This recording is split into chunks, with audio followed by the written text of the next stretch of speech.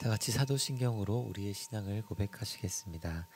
전능하사 천지를 만드신 하나님 아버지를 내가 믿사오며 그 외아들 우리 주 예수 그리스도를 믿사오니 이는 성령으로 잉태하사 동정녀 마리아에게서 나시고 본디오 빌라도에게 고난을 받으사 십자가에 못 박혀 죽으시고 장사한 지 사흘 만에 죽은 자 가운데서 다시 살아나시며 하늘에 오르사 전능하신 하나님 우편에 앉아 계시다가 저리로서 산자와 죽은 자를 심판하러 오시리라. 성령을 믿사오며 거룩한 공예와 성도가 서로 교통하는 것과 죄를 사하여 주시는 것과 몸이 다시 사는 것과 영원히 사는 것을 믿사옵나이다. 아멘. 찬송가 288장을 함께 찬송하시겠습니다. 찬송가 288장입니다.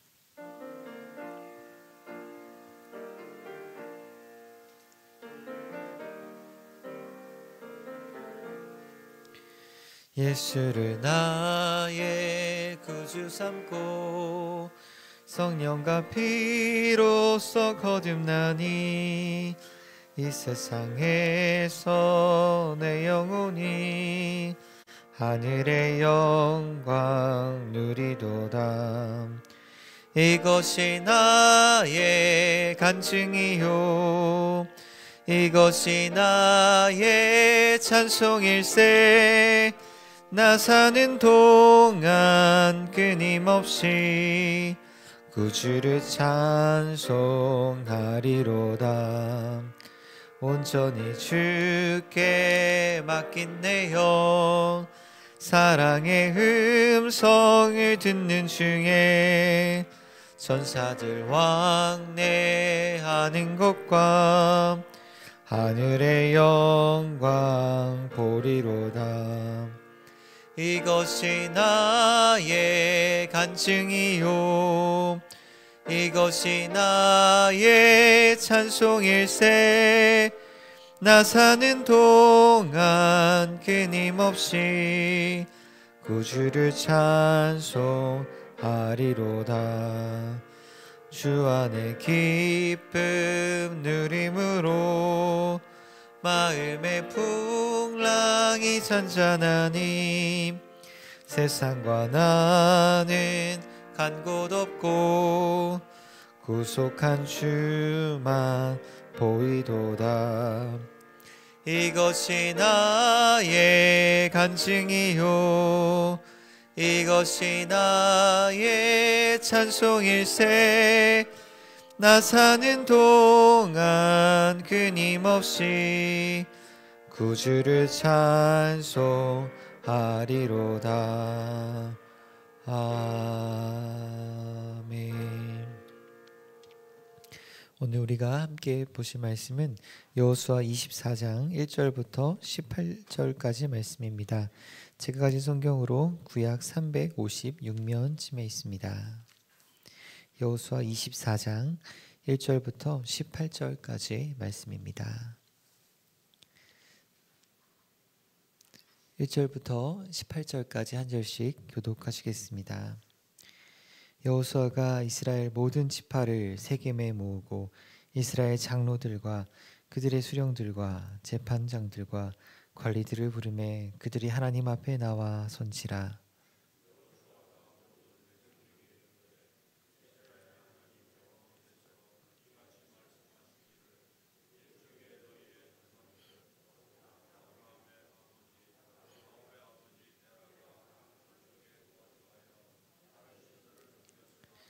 내가 너희의 조상 아브라함을 강 저쪽에서 이끌어내어 가나안 온 땅에 두루 행하게 하고 그의 씨를 번성하게 하려고 그에게 이삭을 주었으며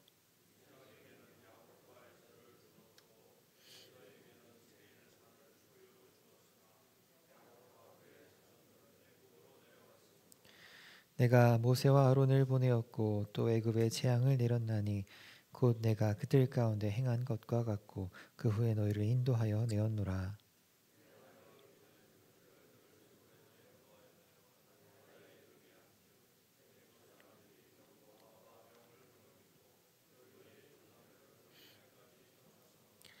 너희 조상들이 나 여호와께 부르짖기로 내가 너희와 애굽 사람들 사이에 흑암을 두고 바다를 이끌어 그들을 덮었나니 내가 애굽에서 행한 일을 너희의 눈이 보았으며 또 너희가 많은 날을 광야에서 거주하였느니라.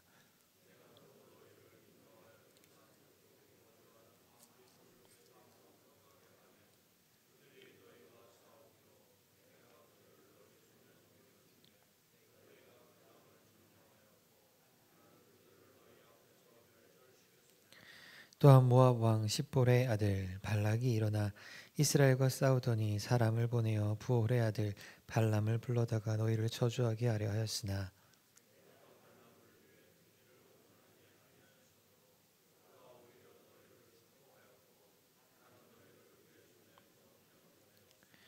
너희가 요단을 건너 여리고에 이른즉 여리고 주민들 곧 아모리 족속과 브리스 족속과 가나안 족속과 헷 족속과 기르가스 족속과 히위 족속과 여부스 족속이 너희와 함께 너희와 싸우기로 내가 그들을 너희의 손에 넘겨 주었으며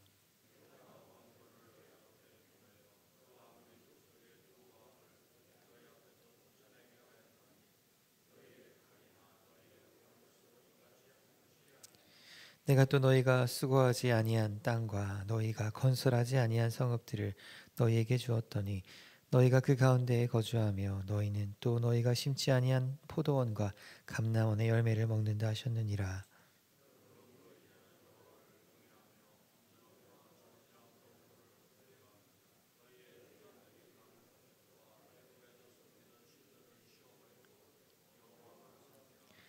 만일 여호와를 섬기는 것이 너희에게 좋지 않게 보이거든 너희 조상들이 강 저쪽에서 섬기던 신들이든지 또는 너희가 거주하는 땅에 있는 아모리 족속의 신들이든지 너희가 섬길 자를 오늘 택하라. 오직 나와 내 집은 여호와를 섬기겠노라 하니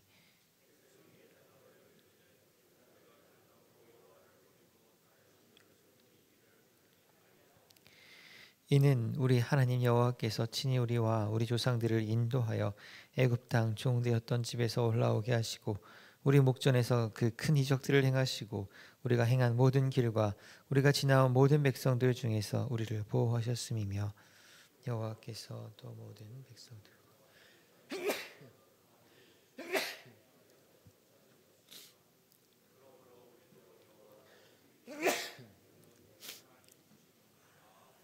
아멘. 이른 새벽에 주님의 전에 올라오시면서 두 분의 성도님께서 1,000번째 헌금을 두 분의 성도님께서 감사 헌금을 드리셨습니다. 장례 광고입니다. 4교구 9구역에 박성식 집사님의 장모님 되시는 나용래 권사님께서 소천하셨습니다. 입관 위로 예배는 오늘 오후 1시이며 천국 환송 예배는 내일 오전 7시 30분입니다. 빈소는 성인천 장례식장 401호입니다. 추운 날씨 가운데 새벽 예배에 오신 성도님들을 환영하고 축복합니다.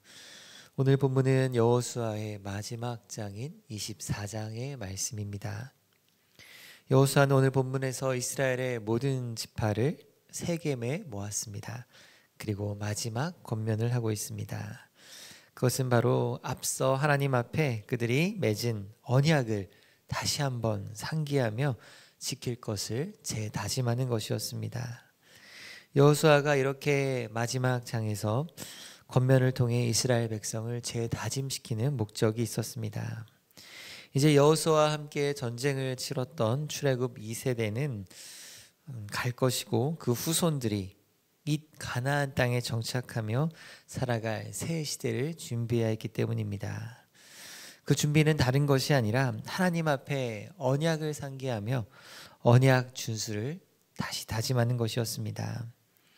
마치 여호수아 1장에 보면 좌로나 우로나 치우치지 말고 율법을 따라 살기로 다짐했던 그때처럼 이 마지막 장 역시 하나님께 순종하며 살아가기를 이야기하며 끝나고 있습니다.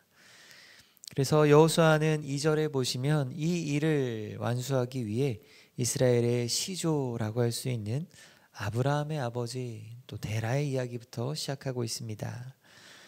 오늘 본문에 나타난 데라는 누구였습니까?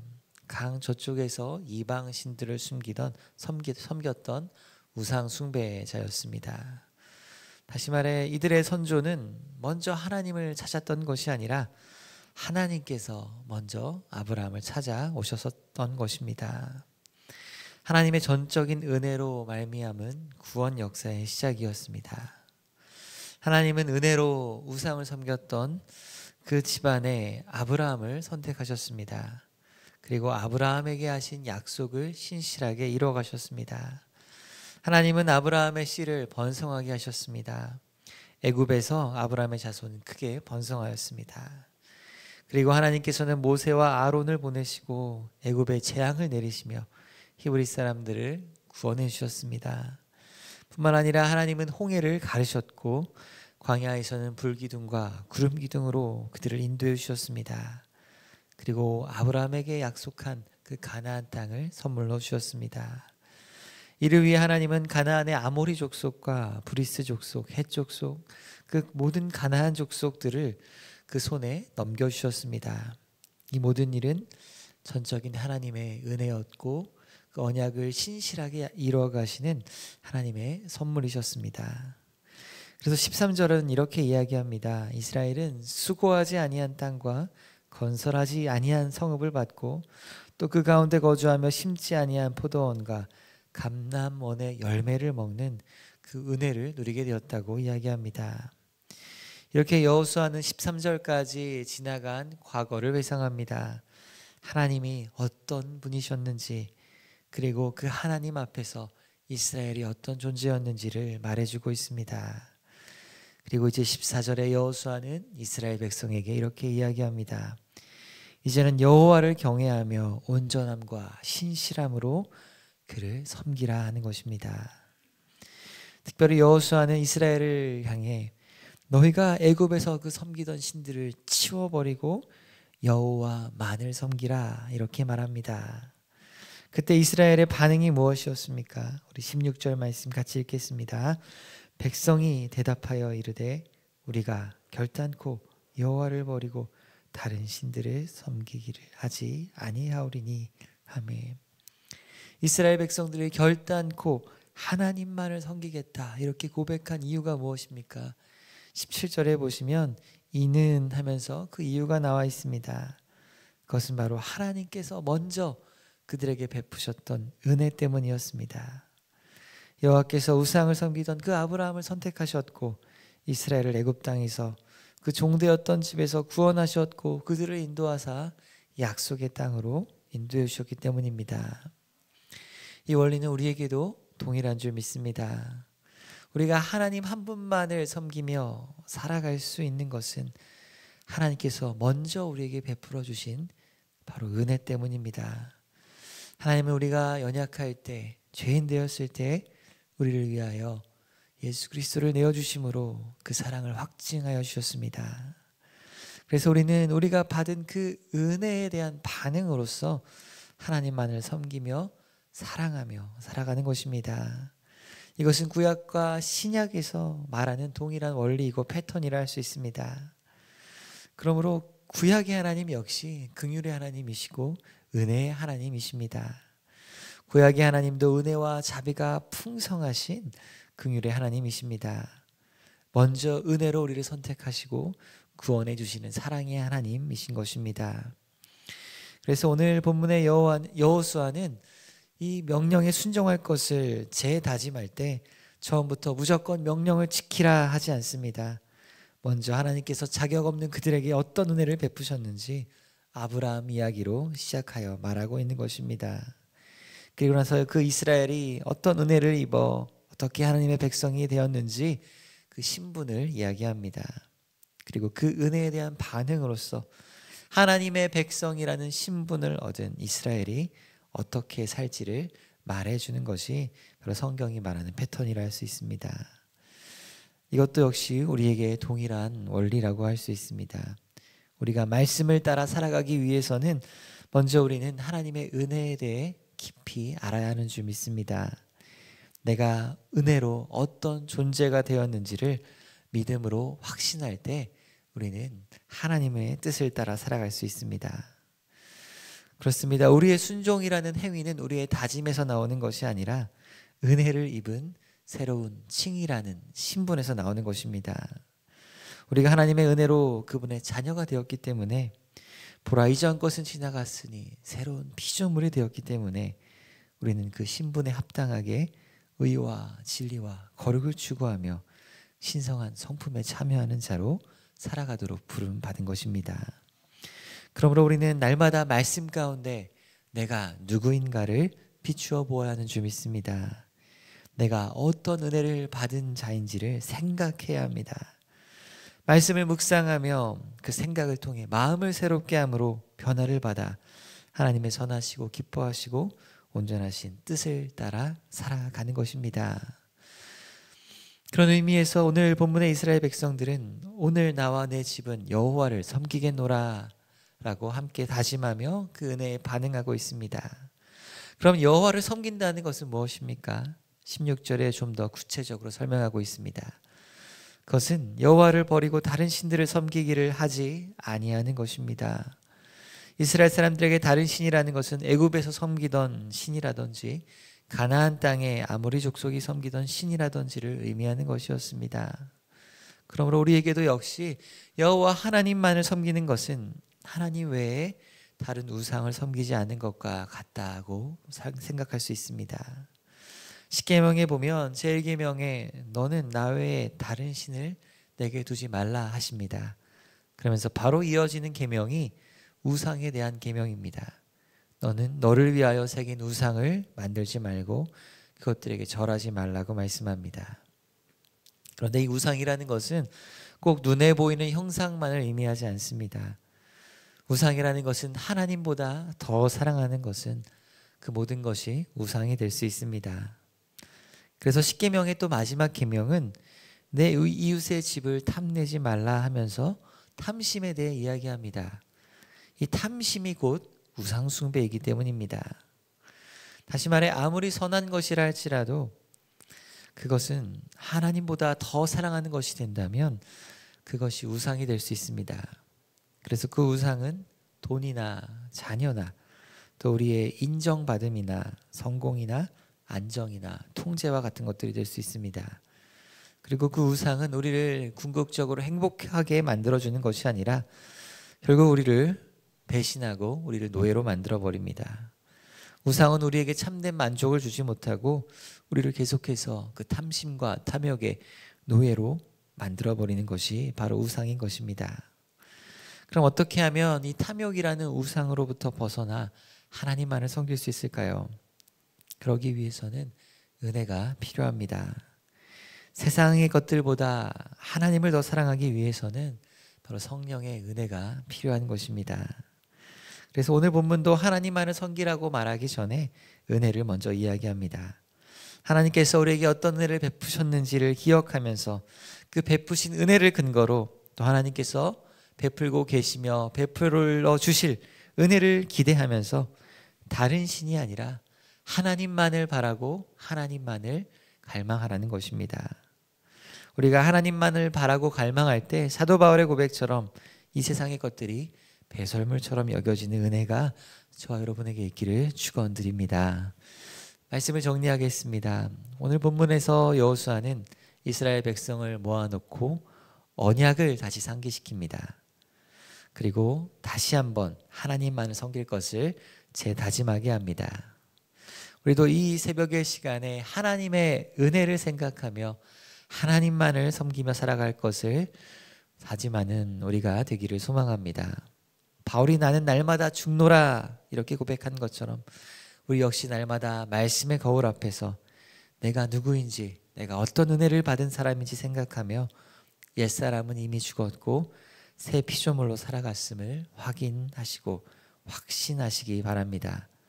그리고 예수님과 연합한 그 새 피조물로서 그 신분에 합당한 하루를 살아갈 수 있도록 은혜를 구하는 오늘 하루가 되시기를 축원드립니다. 기도하겠습니다. 하나님 아버지, 우리의 삶이 때때로 하나님의 은혜를 잊고 다른 것들을 쫓아갈 때가 있음을 고백합니다. 우리의 눈을 열어주셔서 하나님의 은혜를 기억하게 하시고 하나님의 은혜를 바라볼 수 있게 하여 주시옵소서. 하나님의 그 자비하심이 우리의 마음을 새롭게 하셔서 하나님만을 섬기며 하나님만을 따라갈 수 있는 오늘 하루가 되게 하여 주시옵소서. 성령의 은혜가 우리 안에 모든 우상을 제거하여 버리는 역사가 있게 하시고 하나님을 더 사랑할 때 이 세상의 것들이 하찮게 여겨지고 배설물처럼 여겨지는 은혜가 있게 하여 주시옵소서. 그러면 오늘 하루도 하나님의 은혜 아래서 만족하고 감사하며 찬양으로 또 영광 돌리며 살아가게 하여 주시옵소서. 하나님 앞에 귀한 예물 가지고 온 손길들을 기억하여 주시고 또 마음의 소원을 주님 기억하여 주시며 또 우리 주님 앞에 나온 모든 성도님들 가운데 하나님 그 기도를 들으시고 응답하여 주시옵소서. 감사드리며 이 모든 말씀 살아계신 예수님의 이름으로 기도드립니다. 아멘. 하늘에 계신 우리 아버지여, 이름이 거룩히 여김을 받으시오며 나라의 마옵시며 뜻이 안에서 이룬 것 같이 땅에서도 이루어지이다. 오늘날 우리에게 일용할 양식을 주옵시고 우리가 우리에게 죄 지은 자를 사하여 준 것 같이 우리 죄를 사하여 주옵시고 우리를 시험에 들게 하지 마옵시고 다만 악에서 구하옵소서. 대개 나라와 권세와 영광이 아버지께 영원히 있사옵나이다. 아멘.